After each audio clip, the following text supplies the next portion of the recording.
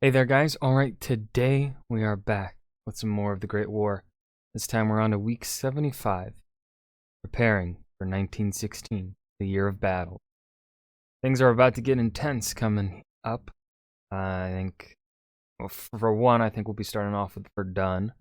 I saw a sneak peek of week 76's title while grabbing this video for the day. So that should bring some excitement to the videos. Necessary, some much needed thrill, tense action, lots of death, which is not awesome. But before we dive in, make sure you go and check out the links in the description box below. I would love it if you joined the Discord and followed me over at Twitch. Okay, let's just go ahead and dive right in. It's the end of the year, the end of 1915. This was the war that was initially hyped as the war that would be over by Christmas 1914, but it grew ever larger and there was no end in sight. What was in sight was plans, specifically British and French plans to finish off the Germans in 1916. I think that's going to go amazingly. I think they will totally accomplish those plans in 1916.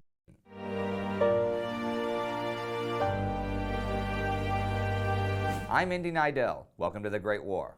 Last week, the big news was the evacuation of most of the Allied forces from Gallipoli after 8 months of stalemate against the Ottoman forces. The Christmas season had arrived, and with it, poison gas attacks in the west and frozen lines in the east. Is the music new? This seems new. This seems like they added something. Like, I don't remember the music being around as he talked before or something. Am I going crazy? Am I forgetting things? Short-term memory loss? Oh, God. East. And over on the Italian front, one of the chief grievances was the lack of home leave, and when the men did get it, it was irregular. Now, Italian Chief of Staff Luigi Cadorna had thought that he couldn't spare his men during the autumn offensives, but with the front shut down by winter and with Christmas and the New Year, it was impossible for him to keep postponing it.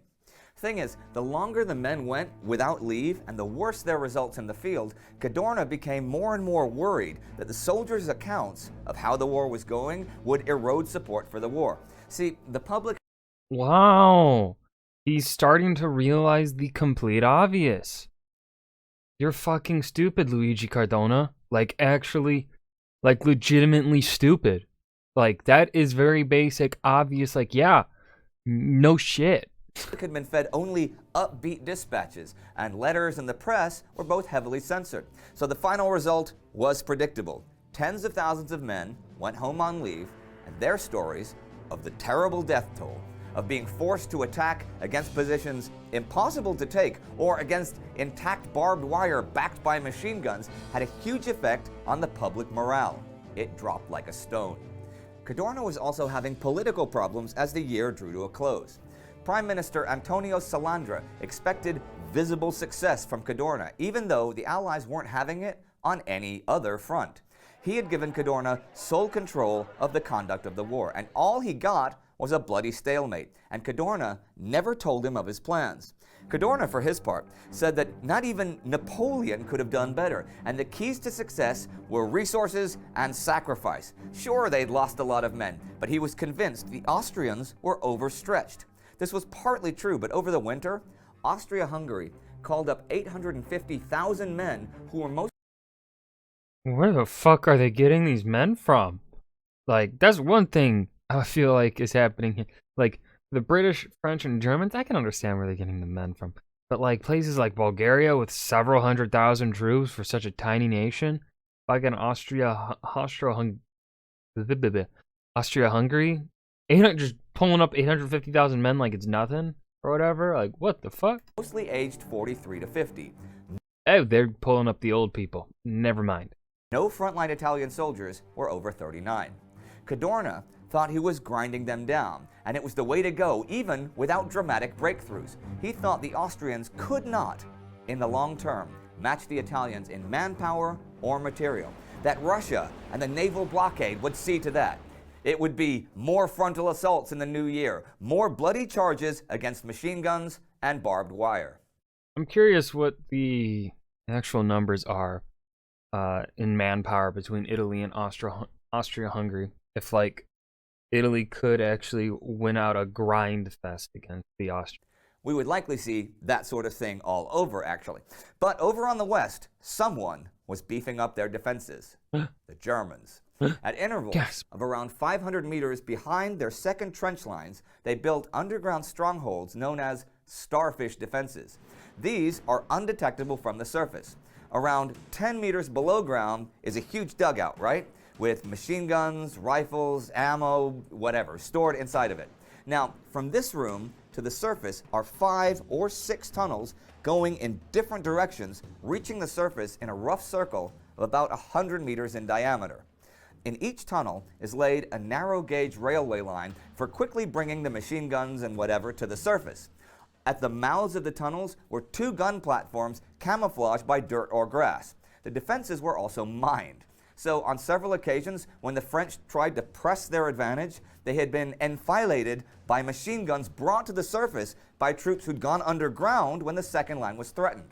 And if one of these outlets were captured, machine guns would appear at one of the other ones. And if the French rushed down a passage, the Germans hid in the other ones and met them when they appeared in the big room at the bottom. Genius. Fucking hell. How? It really shows you that the Germans really only lost because they didn't have the colonies to really support a war like this, and their positioning on the continent, which allowed them to get pretty easily, blockaded by the British. Now, of course, could the German open seas fleet, surface fleet, beat the British? I think there was a point in time, perhaps, where they stood a chance at really neutralizing the seas, but they didn't capitalize it. I think we saw that in 1914. There was an opportunity, but I don't think they were aware of the opportunity. Can't remember. Or if they were too scared. Can't remember. But yeah, the Germans really had their shit together. Literally the German military of this time period right now is perhaps in the top 5 of greatest, best militaries in history. Just their efficiency, their strategic planning, their overall, I guess, general skill. They're generally, I would say the Germans here are, on an average, better trained than literally everyone else, every other military in this war. The Allies actually had some big plans for the new year as well, and they were offensive. Plans were laid this month It'll at work, Chantilly totally. for a simultaneous British and French offensive to take place the summer of 1916, which would decisively beat the Germans. It would repeat the brilliant tactics, in General Joseph Joffre's words, not mine, the brilliant tactics that were used at Artois and Champagne, and would Oh, yes, the brilliant tactics that totally worked, that totally gained them ground. take place both north and south of the River Somme. Germany, Joffre's experts told him, was running out of reserves. The Battle of the Somme would finish Germany off. Well, that was the plan. But how would things play out between Germany, Austria-Hungary, Russia, and the huge front over there in the east? This week, in Bukovina and Bessarabia, 500,000 Russian troops prepared for and began attacks on the German Sud Armee and Austro-Hungarian 7th Army. Sounds impressive, but not really. The Russian supply line broke down, and the enemy had ample warning of any attacks. And when the supply and transport railways broke down, the Russian troops were nearly reduced to starvation. Still, the offensive slowly got off the ground as the new year rolled in. So 1915 came to a close, and in a military sense, it was a lot less favorable for the Allies than when it had begun. In the West, only a few square kilometers had been recovered for hundreds of thousands of casualties. Italy had made little progress in the south. Gallipoli had been a disaster. The British had not reached Baghdad and were now under siege at Kut. Russia had lost an almost inconceivable amount of territory and men. And Serbia... Russia's doing fine. Totally. It's not like they're losing their, breadbasket, part of their lands. Serbia had been overrun and the Serbs driven from their lands. No, actually, they haven't lost Ukraine yet. I don't even think the Germans have pushed into Ukraine at all yet. They're still on pretty western border there. So that's really the breadbasket of Russia.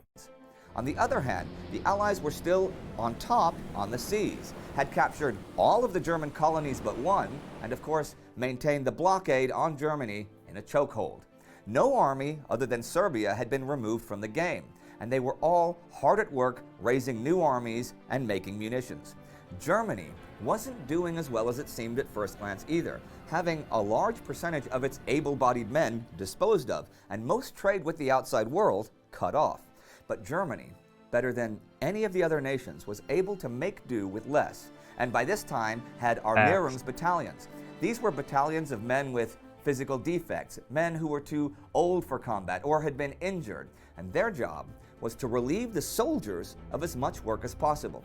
For example, building roads or transporting supplies through difficult terrain like the Voskhod. There were thousands upon thousands of them, and they wore uniforms but carried no arms. Going to go back in time now to give you some numbers to round off the year.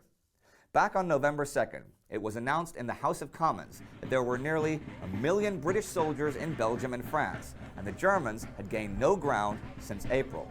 Canada had sent 96,000 men to that front, and including all fronts, Australia had sent 92,000 men, New Zealand 25,000, South Africa 6,500, and Newfoundland, which was Britain's oldest colony, 1,600. Since the beginning of the war, the Admiralty had transported 2.5 million men, 300,000 sick and wounded, and 800,000 I really like this graphic here. This is really cool. horses. The loss of life in transport was less than 1/10 of 1%, so fewer than 2,500.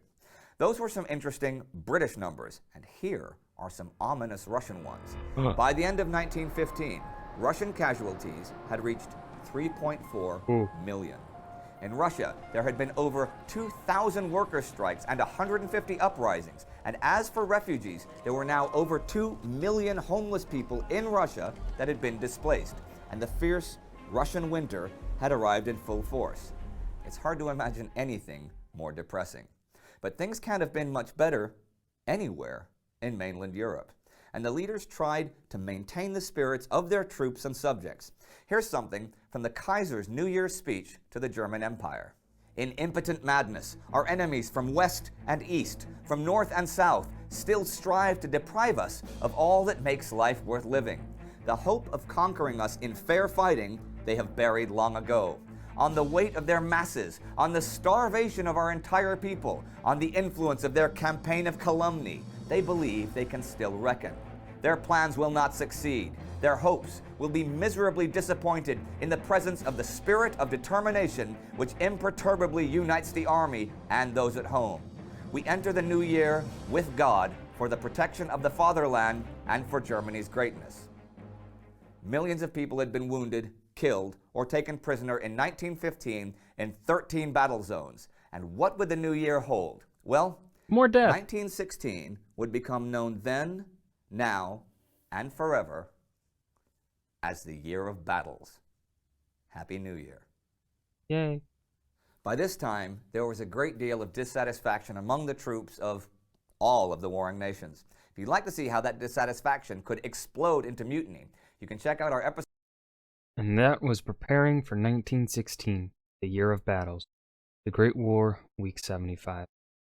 This was a good episode. I really like the changes to some graphics that they've had, some animation stuff that they did here. This was a well-paced episode. I hope you guys enjoyed. Remember to hit that like button and subscribe for more, and I will see you guys in the next video. Peace.